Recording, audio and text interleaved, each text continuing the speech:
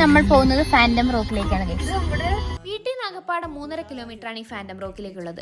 പക്ഷേ ഇതിന് മുന്നേയുള്ള റോട്ടിൽ കൂടെ 100 വട്ടം പോകുമ്പോൾ നമുക്ക് ഫാൻറ്റം റോക്കിൽ പോകാന്ന് പറയുമ്പോൾ റോട്ടിൽ നോക്കിയാൽ കാണുന്ന പാറക്കഷ്ണല്ലാതെ വേറെ ഒന്നും അവിടെ ഇല്ല എന്നുള്ള എല്ലാവരുടെയും പറച്ചിലിൽ ഞാൻ വീണ് പോയിട്ടുണ്ട്. എന്തായാലും ഇപ്രാവശ്യം കസിൻസിൻ്റെ കൂടെ പോയപ്പോൾ ഞാൻ ഫാൻറ്റം റോക്കിൽ പോയിട്ടുണ്ട്. ആ കാണുന്നതാണ് ഫാൻറ്റം റോക്ക്. നമ്മുടെ ഫാൻറ്റം എന്ന് പറയുന്ന ക്യാരക്ടറോട് റിസംബ്ലൻസ് ഉള്ളത് കൊണ്ട് ആ ഒരു പേര് വീണത്. നല്ല കാം ആൻഡ് പീസ്ഫുൾ ആയിട്ടുള്ള അറ്റ്മോസ്ഫിയർ ആണ് കേട്ടോ ഇവിടെ മൊത്തത്തിൽ.